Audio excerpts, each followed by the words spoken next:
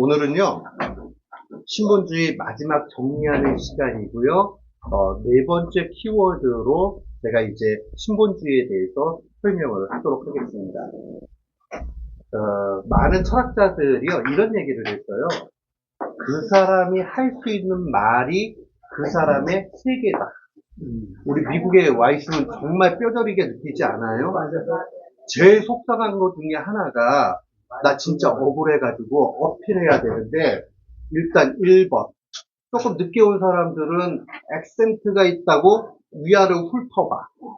2번 그 다음에 피부 색깔 와이드 아니라고 웃기게 생각해. 이러면 너무 속상하잖아요. 네. 이제 그러거나 말거나 그 정도 되시면은 이제 주님 나라가 가까이 오신 거죠 이제. 자, 지금 중요한 사실은 뭐냐면요, 이 언어라는 것은 그 사람이 활동할 수 있는 범위라는 걸 설정을 해요. 그래서 제가 예전에 이제 고등학교 다닐 때 그때 함께 있을 텐데요. 그때 저희 전도사님이 그분은 일찌감치 미국에 오셔가지고 지금은 이제 신학교 학장으로 계신데 그분이 그런 말씀들을 하셨어요. 자기가 할 수 있는 말의 숫자만큼 자기가 뛸 수 있는 공간이 확보된다 그런 얘기였거든요. 근데 지나고 나서 보니까 그 말씀이 일리가 있어요. 그런데 이와 유사하게 우리가 볼 수 있는 크기만큼이 우리의 삶의 질을 결정합니다. 그러니까 우리가 나는 하나님이 믿어져. 그 다음에 하나님이 보여. 하나님께서 천지 만물을 창조하신 게 의심이 하나도 안 가. 그러면요, 그분은요, PhD 10개 받은 것보다 훨씬 훌륭한 분이에요. 진짜로 그래요. 왜냐하면 이거 안 믿어지면요, 교회 다니면서 너무 괴롭거든요. 이제 신학을 몇십 년을 하고, 그 다음에 목사 안수를 받았는데, 주님의 부활이 안 믿어져. 그럴 수 있잖아요. 그러니까는 빙빙 돌다가 나중에 막 괴로운 거예요. 그리고 이제 주일날 설교를 해야 되잖아요. 그러니까 막 교회 가기가 싫은 거야. 제 얘기는 아닙니다. 네. 어떤 분들 가운데서 그럴 수도 있다고요. 그런데 나는 의심이 하나도 안 가. 그냥 주님이 이 땅에 동정녀의 몸을 통과해서 오셨다고 해도 아멘. 그 다음에 죽은 지 3일 만에 부활하셨다고 해도 하나 의심이 안 가. 그분은요, 특별한 은혜를 받았어요. 특별 은총. 이거는요, 은혜 받지 않고서는 경험할 수 없는 거예요. 그런데 신본주의 삶을 산다는 것은 다른 사람들이 전혀 알지 못하는 그 세상을 바라보는 것과 같다라고 이야기할 수 있습니다. 다시 한 번만 해주세요. 신본주의. 네, 신본주의라는 거는요, 언어를 배우는 거랑 똑같아요. 그래서 다른 사람이 한 번도 가보지 않았던 길을 가는 것과 같아요. 그리고 새로운 차원을 보게 되는 거예요. 그리고 이 신본주의가 굉장히 중요한 이유가 있어요. 이 화란, 네덜란드의 신학자들 가운데서 이 도예르베르트라는 아주 유명한 신학자가 있어요. 근데 이 사람이요, 전체 서양의 문명을 다 연구를 해보니까 4가지 정도로 나눴어요. 근데 앞에 3가지는 소위 인본주의적인 그러한 문명의 구조를 가지고 있는데 이것은 모두가 전체가 다 내적인 것으로 방향을 가지고 있어요. 그러니까 쉽게 얘기하면요, 고대는요, 형상과 진료로 되어 있다. 뭐 이런 말을 했어요. 쉽게 얘기하면 이런 거예요. 자, 만물이 어떻게 돼 있지? 라고 보니까 아리스토텔레스라는 아주 유명한 철학자가 야, 그거는 어떤 진료가 그 다음에 형상이 되어지고 그 형상이 또 다른 진료가 돼서 그 다음에 또 형상이 되어지고 뭐 이런 형태로 쭉 보는 거예요. 그러니까 결국은 형상과 진료를 얘기하지만 눈으로 다 보이는 거란 말이에요.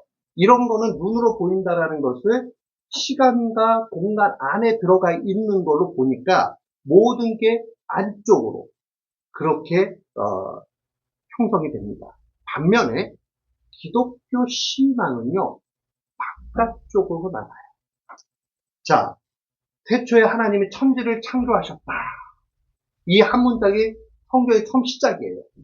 그런데 그것은 전능하신 하나님께서 초월자로서 모든 것을 창조하신 거란 말이에요. 그런데 기독교 신앙은 언제나 자꾸 초월적인 하나님을 보게 만들어요. 다른 것들은 눈에 보이는 거, 그 다음에 당장 경험할 수 있는 거, 요것만 보게 하는데 기독교 신앙은 당장 경험할 수 없는 것 같은데 확신이 들어. 이렇게 간다는 거예요. 그리고 기독교 신앙이 들어간 나라마다 그 문명을 열어요. 개방성이 있어요. 우리나라 보면 금방 느끼죠. 우리나라 선교 지금 1885년 4년 요때부터 해가지고는 따져보면 200년치 안 됐어요. 물론 그 이전에 빨리 잡으면 있고 그 다음에 경교가 일찍 들어왔을 가능성이 있다. 잡아도 통이 신라예요.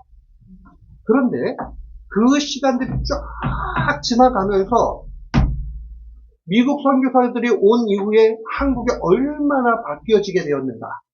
그럼 왜 그러느냐? 선교사님도 훌륭하지만 선교사님이 특별한 것을 갖고 오셨어요. 뭘 갖고 오셨죠? 복음을 갖고 오셨어요. 그래요. 복음의 내용들이 성경이고 성경의 내용이 그리스도에 관한 것이니 기독교예요. 다 알고 있어요. 근데 우리가 다 알고 있다 보니까 그게 소중한지 모르게 돼버렸네. 문제가 이게 문제인 거예요. 우리가 복음을 소유하고 있다는 건 엄청난 일들이에요. 보통 과학자들이 하는 게 뭐냐면요. 시간과 공간 안에 들어가 있는 걸 막 연구해요. 물리학 하는 사람들은요, 뭐 하냐면요, 여기 하나 책상에 앉아가지고요, 보고는요, 야, 이거 지금 어떻게 움직이느냐, 요것만 보고 앉아있단 말이에요. 그 안에서 그 법칙만 연구를 해요. 근데 우리는 어떻게 해요? 어깨를 쫙 펴고 있으면서, 머릿속으로 주님의 나라를 바라보면서, 주님께서 역사하시는 것을 경험하고, 확신하고, 그러고 간단 말이에요. 그럼 기도만큼 바보 같은 짓이 어디 있어요? 주님, 아무것도 할 게 우리는 없습니다. 다만 할 것은 기도뿐입니다고 주님 앞에 다 맡기잖아요. 이런 도박이 어디 있어요? 그러나 신앙이 있는 사람에게 그게 도박일까요? 신앙 그 아름다움 그 자체일까요? 신앙 아름다움 그 자체예요. 이건 경험해보지 않은 사람은 알 길이 없는 거죠. 그래서 이전까지 제가 3시간 동안에 신본주의를 어떻게 정리를 했냐면 첫 번째는 존재론적 우선성이다. 그 얘기는 하나님이 제일 모든 것의 시작이다. 모든 것은 시작이 있어요. 그죠? 그런데 하나님은 원래부터 계신 분이니까 하나님은 시작과 끝이 없어요. 그 얘기는 뭐냐면 원래부터 계신 분이에요.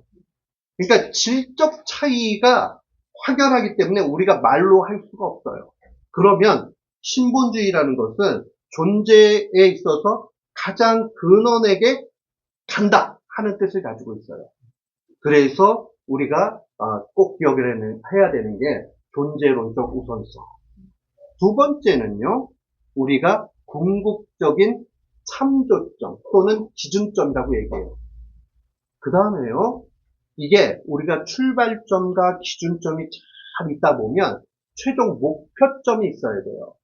그게 바로 실존적 안착지를 하나님께 둬야 된다는 거예요. 우리는 나중에 결국은 어디로 가야 돼요? 하나님께로 가야 돼요. 하나님께. 이 목표가 흔들리게 되면요, 인생 자체가 다 흔들리게 돼 있어요. 그런데 오늘은 뭘 얘기할 거냐면요, 이 세 가지가 너무너무 좋은 건데, 이거를 좋다고 그러고는, 좋네 이러고, 머릿속에만 갖고 있고, 삶으로 살지 않으면 뭐가 돼요? 가짜가 됩니다. 목회자로 살아가면서 참 어려운 거가 하나 있어요. 그건 뭐냐면, 기도의 기쁨은 참 가르쳐 드리기가 어려워. 나머지는 제가 잘 쉽게 설명해가지고 막 선포를 해드릴 수 있어요. 근데 기도하면 너무 좋습니다. 이 얘기는요, 어떻게 해줄 수가 없어요. 왜 그래요? 그거는 경험을 해야 진짜 감사하고 크다는 걸 알게 되거든요. 그리고 오늘은 뭐냐면 신본주의는 실제로 실천하는 거예요. 그래서 그 키워드를 저는 코람데오 이렇게 얘기를 해줄게요. 자, 코람데오는 라틴어예요. 코람이라는 말은 뭐뭐 앞에 이런 뜻이에요. 영어로 한국말로 하면. 그래서 in front of 또는 before 그렇게 얘기할 때 코람, 데오는 하나님을 얘기해요. 하나님 앞에서 그런 뜻이거든요. 그러니까 우리가 살아갈 때 신본주의라는 건요. 언제나 머릿속에 행동할 때마다 내가 하나님 앞에 서 있다. 이 마음을 갖고 살아가는 거예요. 이게 굉장히 중요해요. 자, 우리가 하나님 앞에 살아간다는 것, 이것이 결국은 의미하는 게 두 가지가 있어요. 첫 번째는 뭐냐면요.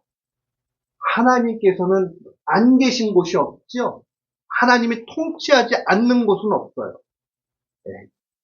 저 북한 땅 보세요. 그 북한 땅에도 하나님께서 숨겨놓은 그루터기가 있고 그곳에도 여전히 주님을 찬양하는 사람이 있다는 사실을 우리는 기억해야 됩니다. 우리가 알지 못할 뿐이지요. 하나님께서 통치하지 않는 부분이 없어요. 악한 날에는 악한 자를 통해서 하나님께서 일하신다고요. 그렇기 때문에 우리가 신본주의 코람데오 얘기할 때는 아하, 내가 있는 어느 곳이나 하나님의 통치가 일어나니까 그곳을 거룩하게 해야 되겠다. 그래서 어느 곳이나 성소로 여기면서 살아가야 돼요. 그러니까요, 여기 계신 분들이 계시면 그 공동체가 반짝반짝 그렇게 빛날 수 있어야 돼요. 우리 이런 사람 있잖아요. 만나면 그냥 좋은 사람 있잖아요. 그리고 푸근한 사람 있고요. 근데요, 젊을 때는 좀 까칠해도 괜찮아요. 젊을 때는 좀 까칠해도요, 냉철해 보이고요, 똘똘해 보이고 그래요. 근데 이제 권사님, 장로님 연배가 되셨는데 냉철하고 아주 까칠해. 그럼 어때요? 별로예요. 안 맞았어. 아이, 그 정도까지는 아니지만 좀 별로예요. 별로예요. 그냥 좀 틀린 거 봐도 에이, 그렇구나 그러면서 에이, 괜찮아. 이렇게 얘기해 주면 좋잖아요. 예. 그런다고 해가지고 그분이 판단력이 없는 건 아니잖아요. 그리스도인들이 가는 곳마다 아주 반짝반짝 빛나게 할 수 있는 거. 그게 코람데오의 참된 모습 중에 하나예요. 그러나 자기 자신에 대해서는 엄격해요. 근데 우리가 이게 뒤바뀔 때가 많이 있지요. 남한테는 엄격하고 나한테는 관대할 때가 많이 있어요. 올림픽에서 마라톤 금메달 따셨던 송기정 선생님 아시죠? 근데 이분의 유명한 일화 가운데 하나가 이런 게 있어요. 이분이 이제 한국에 이제 정착해가지고 있으면서 한국에서 이제 국가로부터 연금을 이제 받게 되셨어요.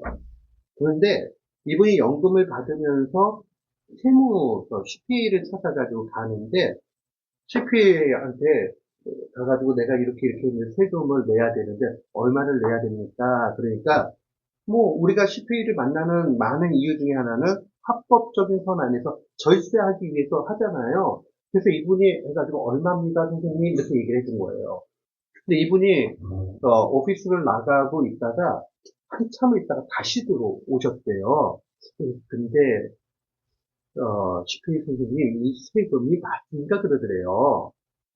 그래서 이분 생각에 이거 세금을 너무 많이 너무 딱 맞게 해줬구나. 조금 더 절세를 원하시는가 보다. 이렇게 생각을 한 거예요.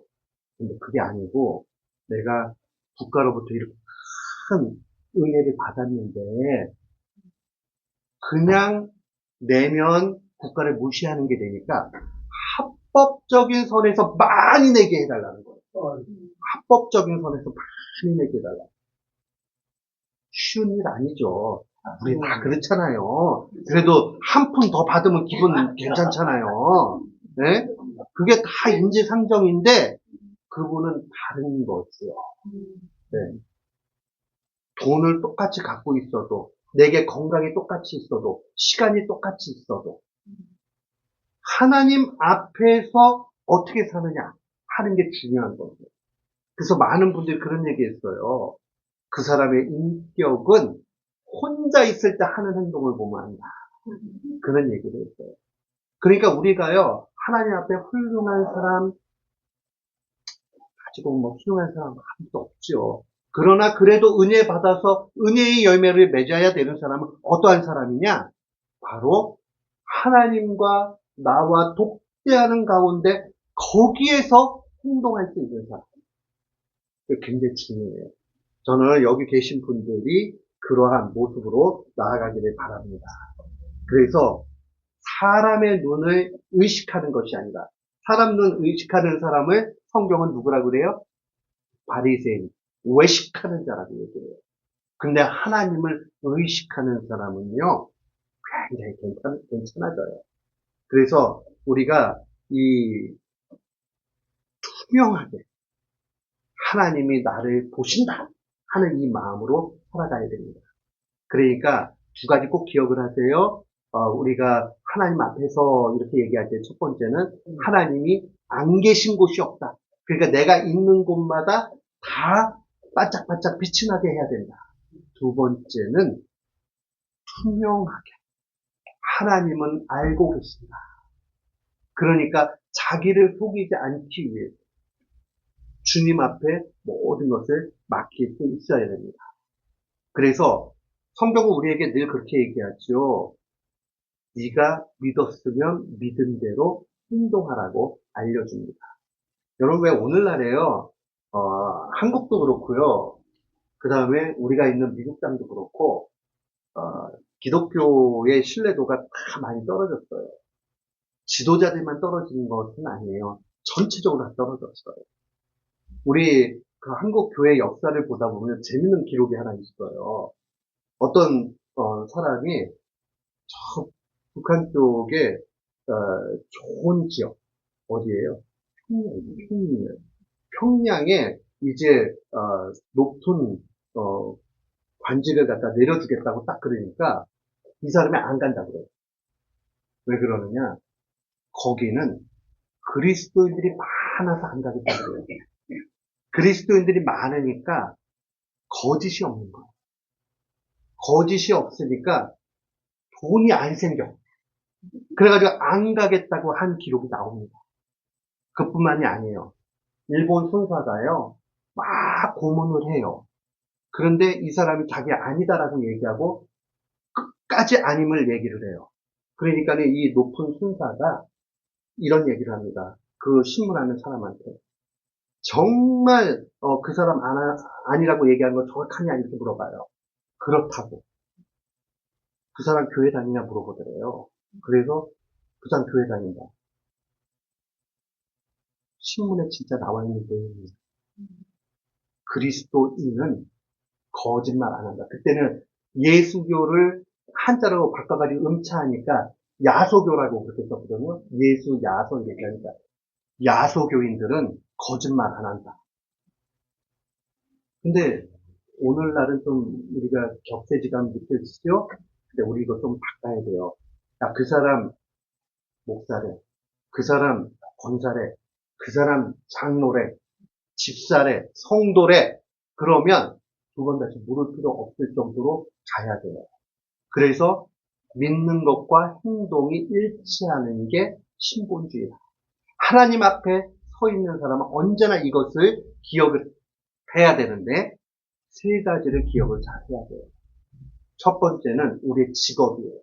리타이어 하신 분들도 난 직업이 없는데 그 직업은 소명을 얘기하는 거예요.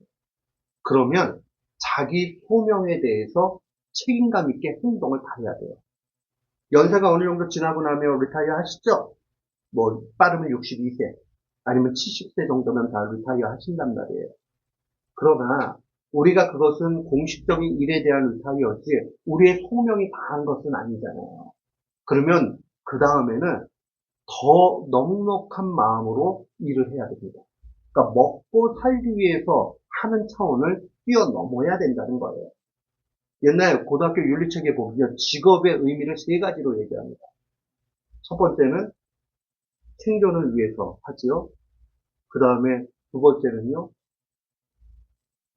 남을 돕기 위해서 한다.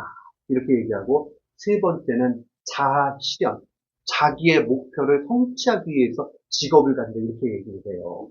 그럼 그리스도인은 좀 다른 시각이 더 있어야 되겠죠. 뭐가 돼야 될까요? 하나님의 영광을 위하여. 그 얘기는 뭐냐면요, 거창하게 생각할 필요 없어요. 내가 이렇게 행동하면 하나님이 욕 먹을까 안 먹을까? 그거를 잘 생각하면 돼요. 내가 이렇게 행동하면 사람들이 보고 나 당신이 믿는 예수 그리스도 믿고 싶다. 이렇게 할지 안 할지를 봐야 됩니다. 그래서 직업에 대해서 새로운 해석을 해야 됩니다. 또한 두 번째로는 윤리에 관한 부분이에요. 윤리. 윤리라는 것은 아까도 계속 제가 반복적으로 말씀드렸지만 정직, 하나님 앞에.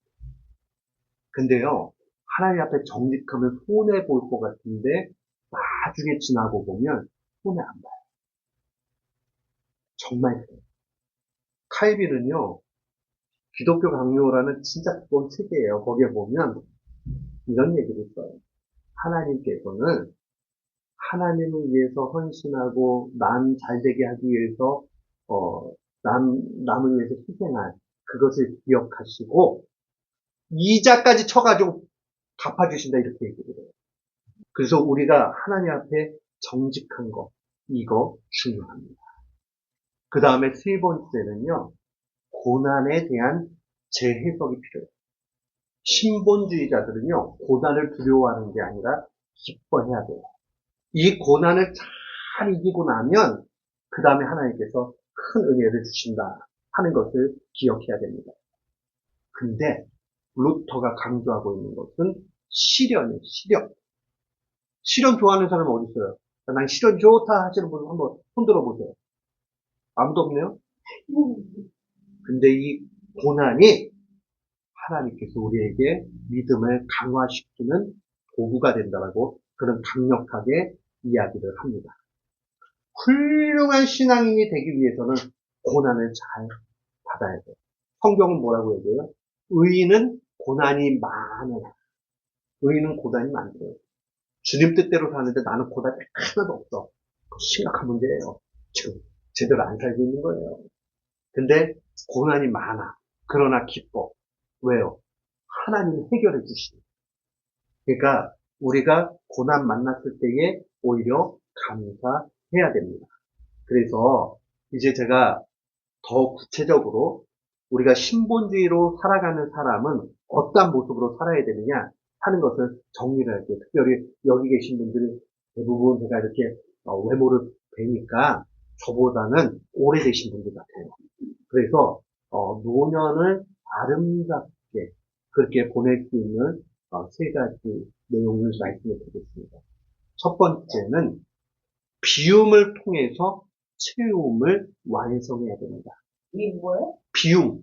비움. 네, 비움을 통해서 empty. 네, 내가 비우는 걸 통해서 그 다음에 채워지는 걸 경험해야 돼요.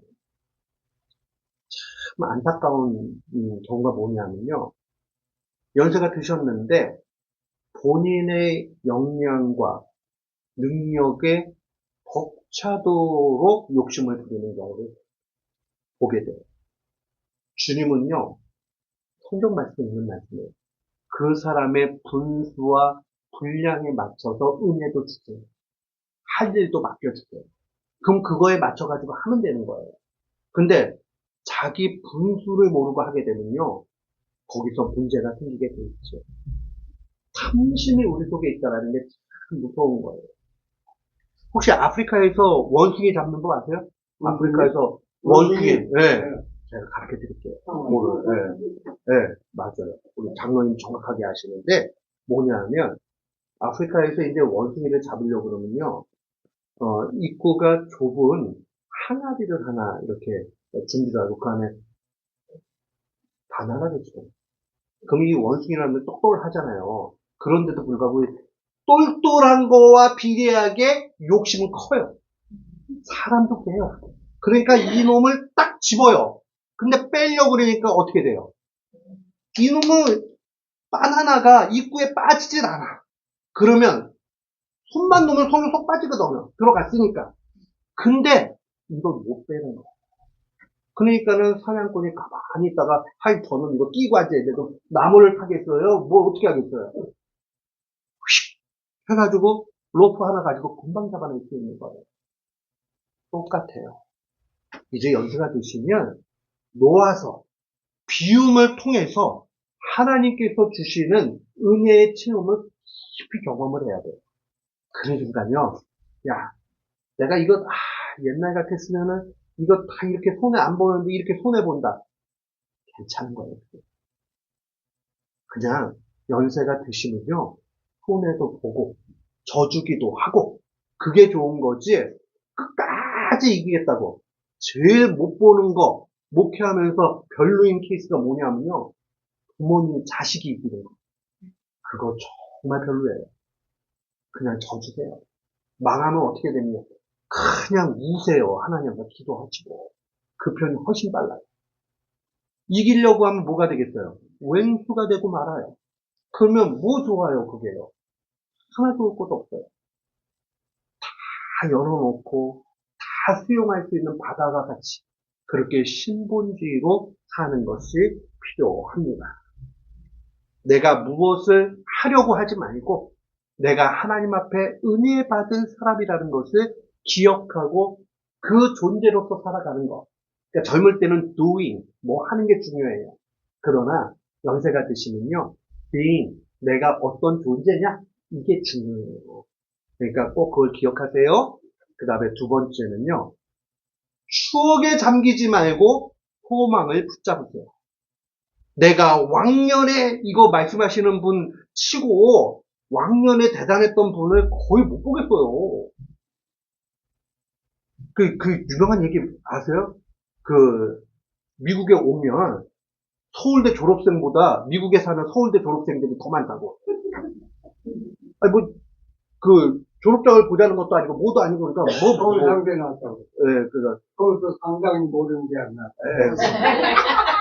장로님은 어쩌면 제 세대하고 똑같으세요.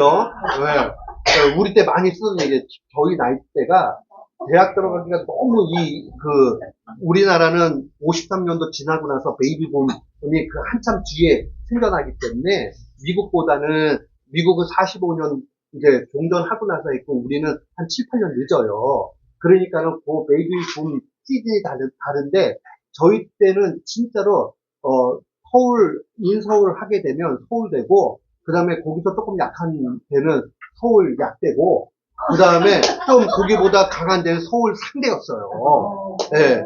그 정도로, 제가 어느 대학을 특정하는 건 아닌데요. 인천에 가면 좋은 대학이 하나 있어요. 그 대학 학생들이, 우리는 인천에 하버드라고 그랬잖아요. 예. 그러니까 그 정도로 다 쉽지 않았던 시절을 이제 보내고 있었죠. 제가 드리고 싶은 얘기는 뭐냐면, 옛날에 뭘 했다, 그거 아무것도 중요하지도 않아요. 네, 추억에 잠기지 말고 소망을 붙잡아야 돼요. 근데 그리스도인에게 소망은 뭐예요? 천국 사모. 천국이 있다라는 걸 정말 기뻐해야 돼요.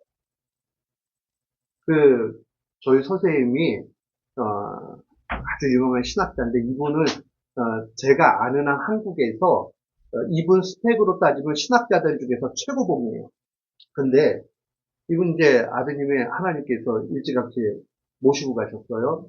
그러니까 그것도 서울대 졸업하고 졸업반에 졸업여행 갔다가 낙상해가 돌아가셨어요.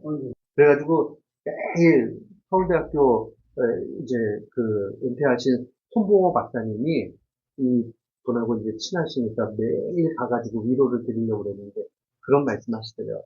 손 박사, 나 위로하려고 매일 이렇게 오는데 미안한 얘기지만 당신이 온다고 내가 위로되지 않아. 얼마나 그 낙심이 컸겠어요. 상심하고. 그러면서 딱 하신 말씀 뭐냐면, 나 같은 사람에게는 천국이 꼭 필요해. 이렇게 얘기했다는 거예요. 왜 그래요? 천국 가야 그 아들 본단 말이에요. 하나님은 이 일을 통해 가지고 그 박사님의 신학적인 방향을 확 틀어버리거든요. 자, 제가 드리고 싶은 얘기는 뭐냐면요.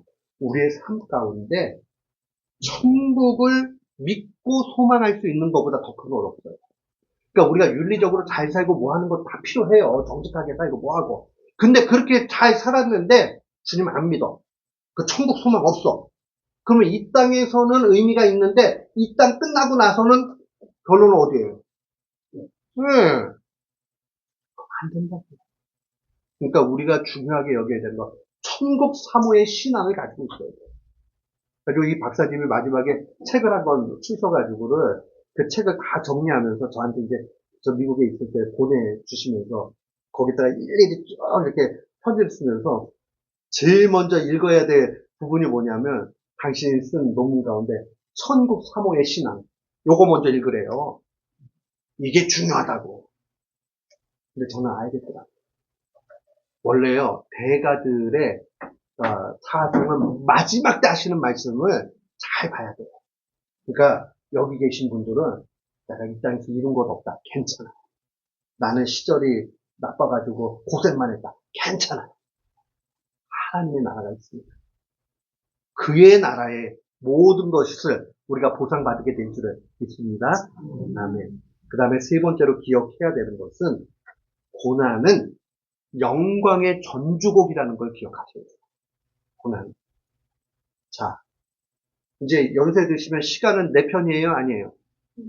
나 시간 지나가는데 나이 먹는 거 너무 좋아. 뭐 이런 분 한번 손들어 보세요. 너무 빨리 가죠? 괜찮다. 왜 괜찮아요? 하늘나라 있고, 그 다음에 주님께서 그날에는 호련히 다 바꿔주시는데, 신학자들이 이거를 뭐라고 얘기할 수가 없잖아요. 그러나 여러 가지 성경의 변화상, 그 사건들이나, 그 다음에 새하늘과 새 땅 이런 걸 다 종합해 봤을 때, 아마도 우리의 모습을 20대, 인생 가운데 20대가 꽃 같지 않아요? 저도 20대 사진 보니까 쓸만해요. 네, 근데 보니까 지금은 그냥 그래요. 그때는 배도 이렇게 안 나왔어요. 내가 드리고 싶은 얘기는 하나님께서 완전히 좋은 것으로 바꿔주신다. 그래서 제가 오늘 아침에 책을 한 권 읽는데 그 목사님이 그런 말씀을 하세요. 주님께서 창조하시고 보시기에 그냥 좋은 게 아니라 심히 좋았다 이렇게 기록되어 있잖아요. 보시기에 주님도 보는 거 굉장히 중요시 여기세요. 그러니까 우리를 완벽하게 만드실 때 그때는요 알아보지도 못할 만큼 그렇게 멋지게 더 바꿔놓으실 거예요. 그러니까요 우리 천국 가면 이제 다 아는 척하고 이제 그러는데 얼마나 분별할지는 모르지만 그러나 그때는 근데 우리가 일반적으로 누군지는 알지만 거기에는 가족 관계나 이런 관계가 하나도 없는 거죠. 형제 자매로 가장 완벽한. 그러니까 옆에 있는 분들한테 잘하세요. 네, 천국 가가지고 그래도 또 저게 그 천국에서 상 크게 받는 사람들이 있어요. 저는 아무리 봐도 성경을 봐도 상급이 있다라고 저는 생각을 해요. 그러면 상급 없는 사람 뭐냐 그게 아니고 천국 자체가 제일 좋지만 거기서도 하나님께서 또 박수 쳐주는 사람이 있고 그거 바라보면서 우리도 같이 박수 쳐주고 이럴 거라고요. 시각적으로는요. 이 보수적인 분들은 감리교를 시작했던 잔 웨슬리 목사님을 좀 낮춰서 얘기를 해요. 어떤 사람이 얘기를 한 거예요. 잔 웨슬리 목사님 천국 가면 계실까요? 이렇게 얘기한 거예요. 짓궂게. 그러니까 이분이 얘기하기를 천국 가도 잔 웨슬리는 볼 수 없을 것 같다고 딱 이렇게 얘기한 거예요. 거보라고. 신학이 잘못됐다고. 그러니까 잔 웨슬리는 천국 못 봤을 것이라고 이렇게 얘기를 한 거예요. 근데 그 다음 이분의 해석에 끝내주죠. 딱 있으면서. 그는 하나님을 너무 사랑하고 영광스럽게 신앙생활을 잘해서 하나님 보좌 바로 앞에 있고 자기는 저 끝에 가 있으니 자기가 볼 수가 없을 거라고 이렇게 얘기했어요. 신학적 차이는 있을 수 있어요. 그러나 우리는 천국에서 다 만나게 될 거예요. 그러니까 우리가 몸이 아파지는 것도 고난 중에 하나고 그 다음에 슬픔을 만나는 것도 고난 중에 하나지만 그러나 그거 두려워하지 말고 우리는 영광에서 회복되어진다. 아, 이거 얼마나 좋아요. 눈가에 주름 막 있고 뭐 이렇게 눈 처진다고 너무 슬퍼하지 마세요. 보톡스 안 맞아도 돼요. 네? 그 안에도 그날 되면 다 회복시켜 주실 줄을 믿습니다. 우리는 이 소망과 희망 가운데 살아가는 것이고 하나님의 큰 은혜를 받게 될 줄을 믿습니다. 코람데오는 신본주의의 꽃이에요. 왜 그러느냐? 이제 그렇게 사는 거니까. 살아내야 됩니다. 그래서 박종규 선교사님도 여러 번 강조하잖아요. 머리로만 아는 신앙 아니고 진짜 삶으로 살아내야 된다. 근데 이거 그냥 살아내지질 않아요. 언제 이게 살아내지게 되느냐? 은혜 받아야 돼요. 은혜 받아요. 그러니까 하나님 앞에 충성하며 은혜 받으시고 그 다음에 받은 은혜로 또 하나님이 원하시는 대로 하는 건 그것이 중요합니다. 신본주의는 문법과 같아요. 문법. 그래서 신본주의가 문법이라면 우리가 사는 것은 문장을 만드는 거예요. 그러니까 문법 없이 문장을 만들면 좀 별로죠. 문장이 되질 않는단 말이에요. 그런데 반대로 또 이런 경우도 있죠. 이 문법만 있는 경우가 있죠. 그 문장을 못 만들어. 이 사람은 머리만 큰 그리스도인이에요. 아는 건 많아. 그렇게 살아야 된대. 구원을 외치는데 삶의 열매가 없어요. 신본주의를 알았으면 그 백미는 코람데오의 삶을 사는 거예요. 그게 열매로 탁 나타날 때 문장이 만들어지는 거죠. 그러면 우리들 가운데 세스티어도 나오는 거고요. 헬웨이도 나오는 거예요.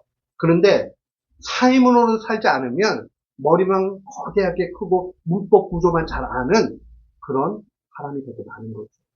그래서 저는 여기 계신 분들 또 저도 마찬가지고 주님 앞에 소망을 두면서 신본주의로 그렇게 살기를 바랍니다.